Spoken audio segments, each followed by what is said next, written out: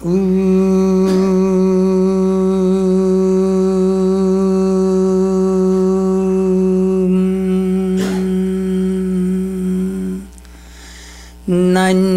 priya raghupati hridaye asmadi satyam vadami cha bhavan akhilantaratma bhaktim prajacha raghupungava nirparang me kamadi dosharaitam kurumana sancha.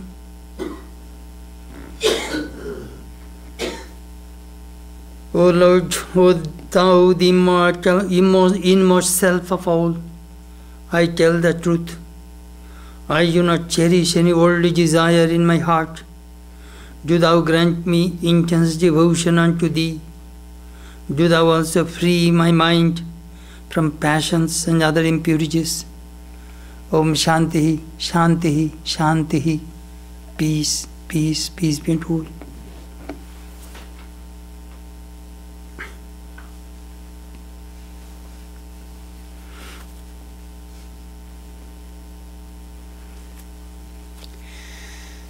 This morning our subject is They Walked with God, Part 1. Life story of Mirabai, a medieval mystic of India. Last Sunday I talked to you about Chaitanya, another great mystic. They only can walk with God who have no worldly attachments, who have erased their I, ego, and mind, possessiveness, and whose minds are full of purity and passion for God. The Upanishad tells us this path of God is very, very difficult. It tells us, Shurasya dhara nishita durattaya durgam patastat kavayo vadanti. This path is so difficult, as if you are walking on the sharp edge of a razor. You may have cut at any moment. This is not the path of roses.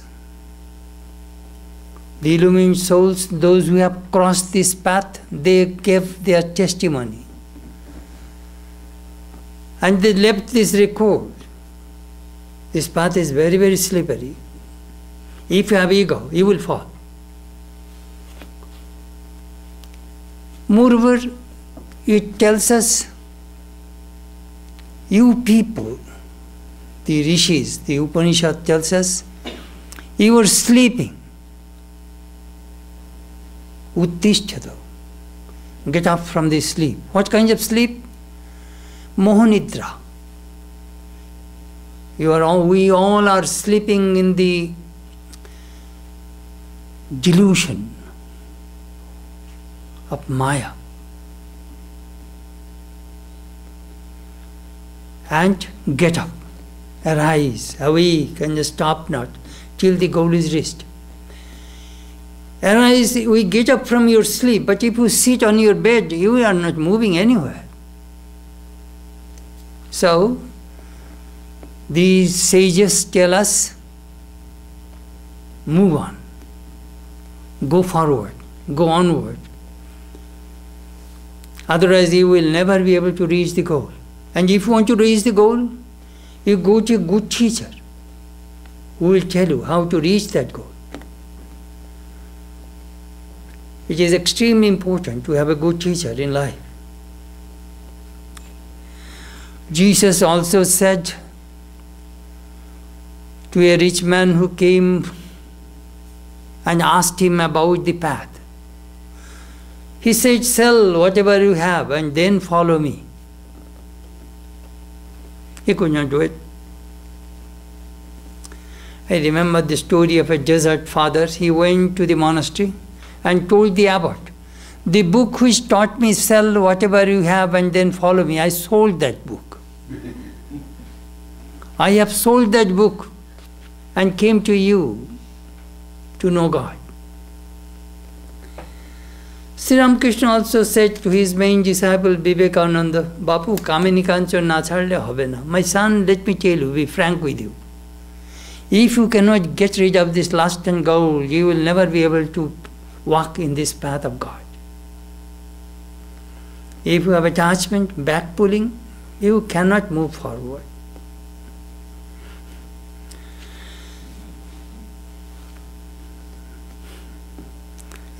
This path, you are going against the current. You will have to understand. God created our senses with outgoing tendencies. So our minds are scattered everywhere. All the sense objects. But if you really want to reach your goal, the Atman, the self which is within, shut the senses and go within. Be still and know that you are God.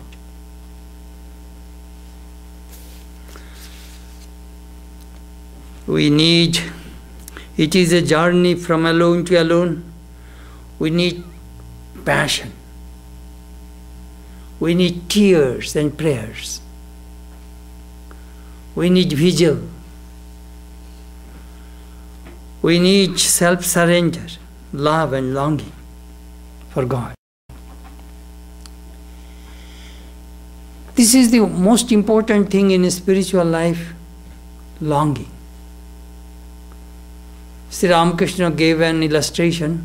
When you see the golden glow in the eastern horizon, you know the sun will rise very soon. Similarly, if you have this longing, that means you will realize God very soon. Don't be attached to easygoing life. It will not help us. In this series of lecture, I want to tell you these stories of the Indian mystics who really walked with God, their illumined souls. Their life stories will inspire us and create hunger for God in our minds. We shall learn from their lives patience and practice. Sri Ramakrishna had a woman disciple who practiced 30 years, 16 hours a day, and saw Krishna. 30 years, 16 hours a day. These stories inspire us.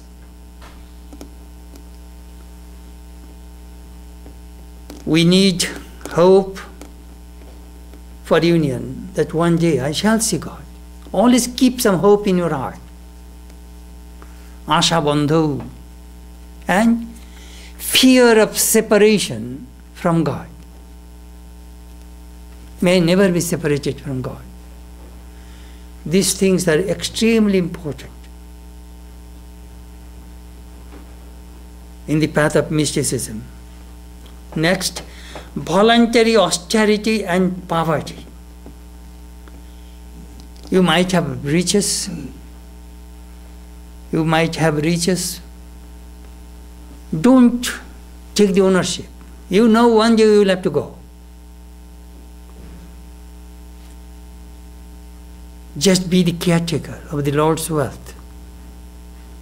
Always remember, whatever you have belongs to God. And you are the caretaker. Spend it in a proper way. But don't be attached to it. Attachment brings pain and bondage. Asceticism. We find this in common in the lives of the mystics.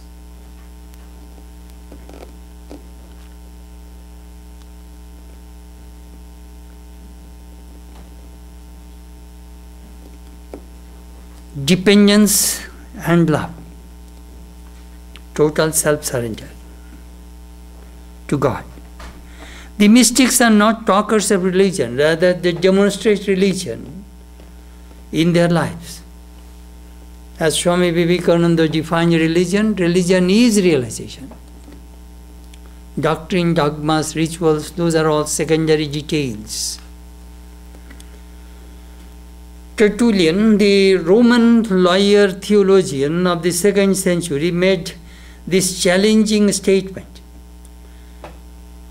Stand forth, O soul, I want thy testimony. It is a very famous saying. Stand forth, O soul, I want thy testimony. Prove yourself. Who you are, what is your goal, and how sincere you are in this path. You don't need to go to a church or this and that. Prove it in your life. That we find in the mystics' lives.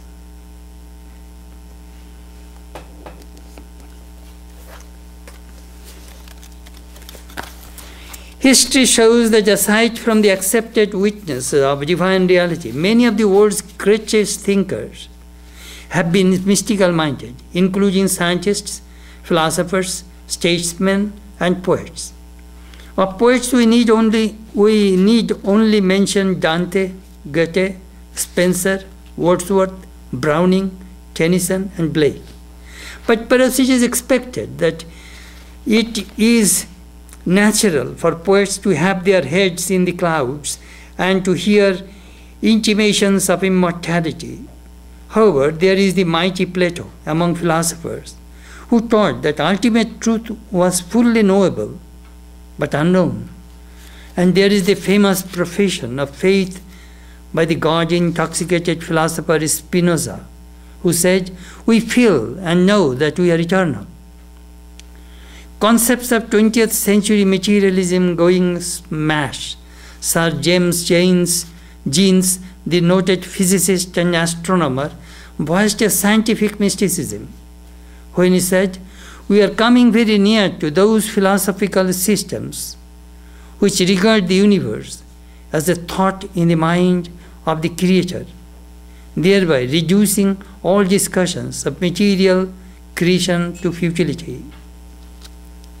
What a great statement this scientist made.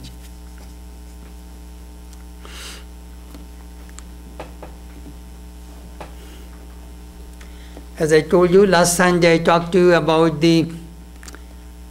Chaitanya, who was the mystic of the 15th century. Today I shall talk to you about Mirabai, who was a medieval saint of the 16th century. Her life story is very fascinating.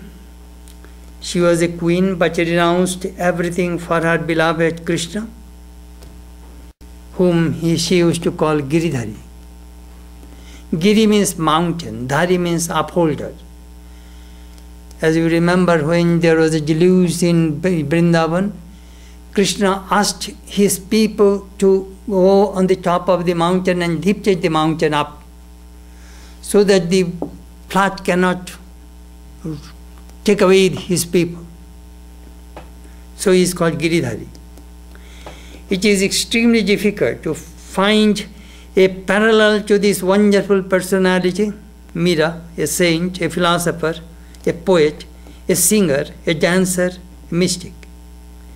She was a versatile genius and a magnanimous soul. Her life has a singular charm with extraordinary beauty and marvel.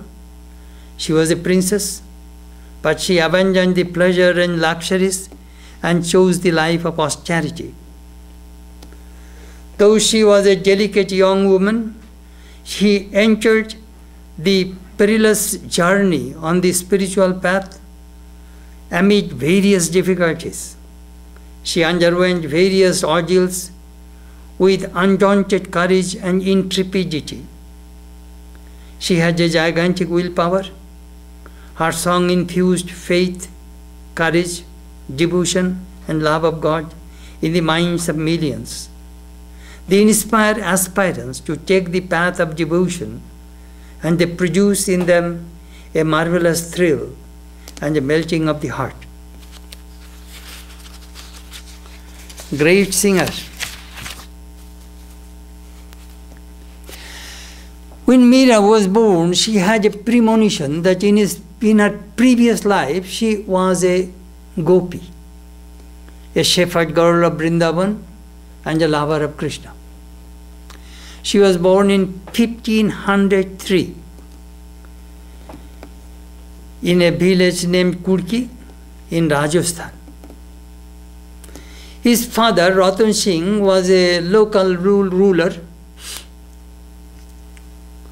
but he fought against the Mughals and was killed in 1527.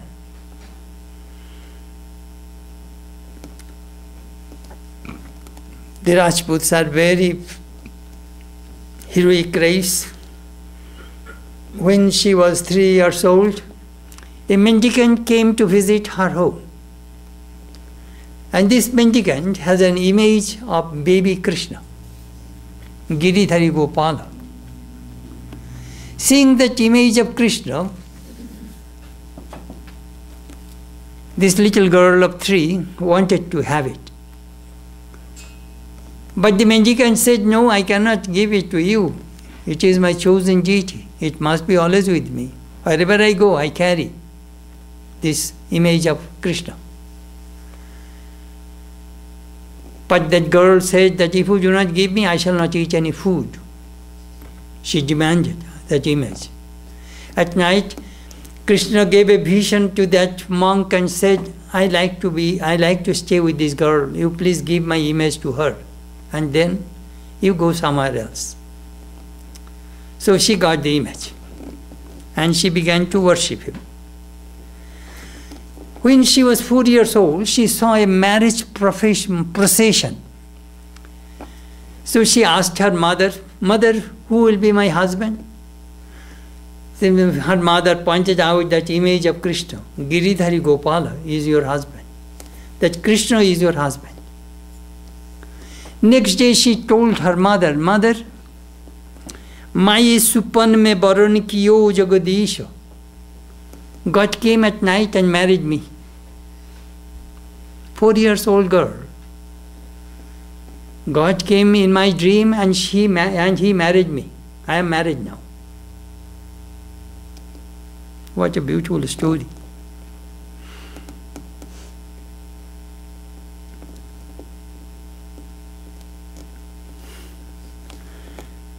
Since then, she used to sing, "Mere to Giridhari Nagaro dusara na koi."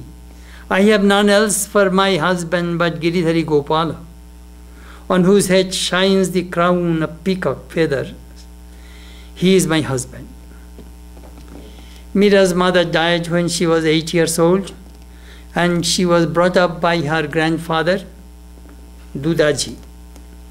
He was a Vaishnavite, great devotee of Vishnu. This old man used to tell stories from the Ramayana, Mahabharata and Bhagavatam to this little girl. You see, that is the way in ancient India we got education. Mira was a beautiful girl. Her voice was sweet and melodious. She used to sing and dance in front of Krishna. News spread about her beauty and about her devotion. At that time, King Bhoj Raja, Kumbha Bhoj, was the king of Rajputana, Chittor. He came in disguise to listen to Mira's song. And he was so overwhelmed that he left and sent a messenger later to Mira's father that I want to marry that girl. At that time she was 13 years old.